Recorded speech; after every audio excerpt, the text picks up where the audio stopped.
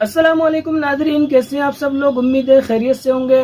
Nadreen, जब किसी की बेटी जवानी के दहलीज पर कदम रखने लगती है, जब वो जवान होने लगती है, तो हर माँ बाप को यही फिक्र लग जाती है कि हमारी बेटी जवान हो चुकी है, जवानी की दहलीज पर कदम रख चुकी है, अब कोई मुनासिब सा बेहतर सा रिश्ता देख करके इसकी शादी कर दी जाए। नादरीन, मुल्क फारस का बादशाह काफी दिनों से परेशान रह रहा था। उसकी परेशानी का सबब भी यही था कि उसकी बेटी शहजादी सना अब जवानी की दहलीज पर कदम रख चुकी थी, वो जवान हो चुकी थी।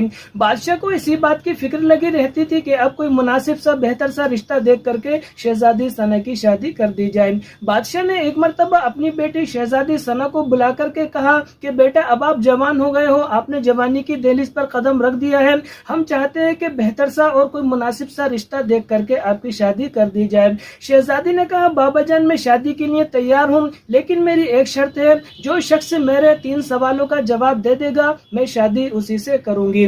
नाज़रीन, किस्सा शुरू करने से पहले अगर आप चैनल पर नए हैं तो चैनल को सब्सक्राइब कर लीजिए। मेरा नाम वासिफ रजा है। चलिए अब आज के किस्से की तरफ चलते हैं। जब शहजादी सना ने यह शर्त रखी कि जो शख्स उसके 3 सवालों के जवाब दे देगा वो शादी उसी से करेगी, पूरे मुल्क में यह खबर आग की तरह फैल गई कि बादशाह की शहजादी ने ऐलान किया है कि जो शख्स उसके 3 सवालों के जवाब दे देगा वो शादी उसी से करेगी। ये ऐलान सुनने के बाद में कई रियासतों के शहजादे और कई अमीरजादे रोजाना बादशाह के महल में आते और शहजादी सना के सवालों के जवाब देने की कोशिश करते थे, लेकिन कामयाब नहीं हो पाते थे। उसी मुल्क में एक तालिबे इल्म रहता था जिसका नाम आजम था।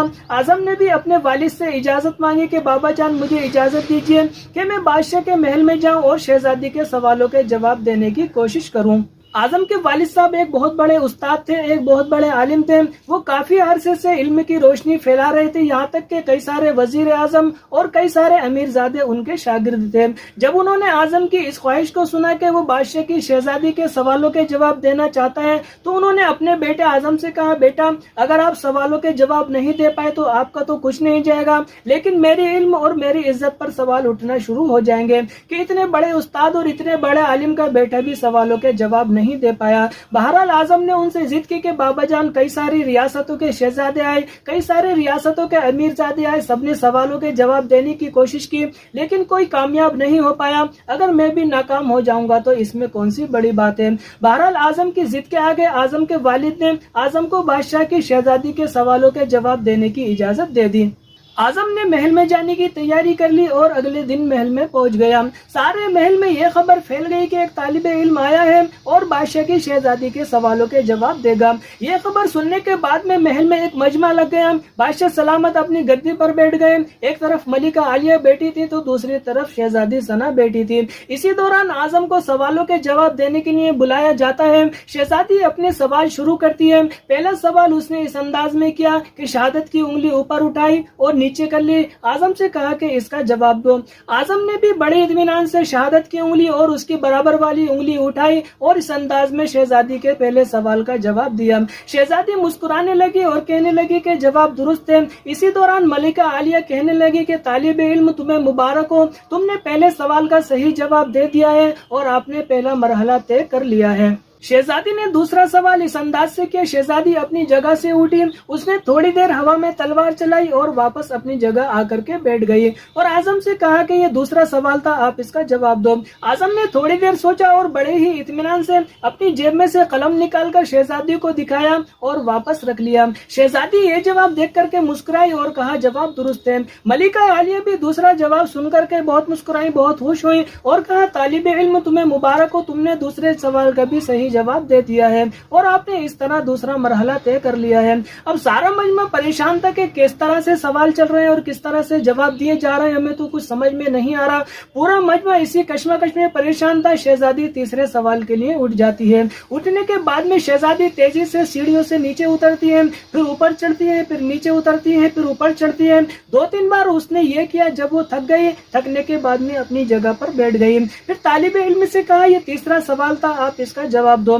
तालिब इल्म ये सवाल देख करके बहुत ज्यादा परेशान हुआ, उसके हाथ पैर ठंडे हो गए, उसने इत्मीनान किया। इत्मीनान के बाद में उसके जहन में एक जवाब आया, उसने अपने दिल पर हाथ रखकर शहजादी को इस तरह जवाब दिया। शहजादी उसका ये जवाब देखकर मुस्कुराई और कहने लगी तीसरा जवाब भी दुरुस्त है। मलिका आलिया बहुत खुश हुई और कहा कि तुमने तीसरे सवाल का भी सही जवाब दे दिया है, मुबारक हो, हमारी शहजादी ने तुम्हें पसंद कर लिया है। ये जवाब देख करके, ये बात सुन करके शहजादी बहुत ज्यादा मुस्कुराने लगी और शर्मा करके अंदर चली गई। सारे महल में मुबारकबाद की सदाएं गूंजने लगी, सब लोग आजम को मुबारकबादें देने लगे। तो दूसरी तरफ इस बात से भी सारे लोग परेशान थे कि आखिर ये कैसे सवाल और कैसे जवाब थे, हमें तो कुछ समझ में भी नहीं आ रहा है। चुनांचे बादशाह ने आजम को अपने पास बुलाया और कहा कि सारे लोगों को सवालों के मतलब और जवाबों के मतलब बताओ। आजम ने बताना शुरू किया कि जब शहजादी ने शहादत की उंगली उठाई, इसका मतलब ये था कि तुम अल्लाह पर ईमान रखते हो। मैंने उसके जवाब में शहादत की और शहादत की बराबर वाली उंगली उठा करके जवाब दिया कि मैं अल्लाह और साथ में उसके रसूल सल्लल्लाहु अलैहि वसल्लम पर भी ईमान रखता हूँ। दूसरे सवाल शहजादी ने इस अंदाज में किया कि हवा में तलवार चलाए, जिसका मतलब यह था कि तलवार के वार से भी ज्यादा सख्त किसी और चीज का वार हो सकता है।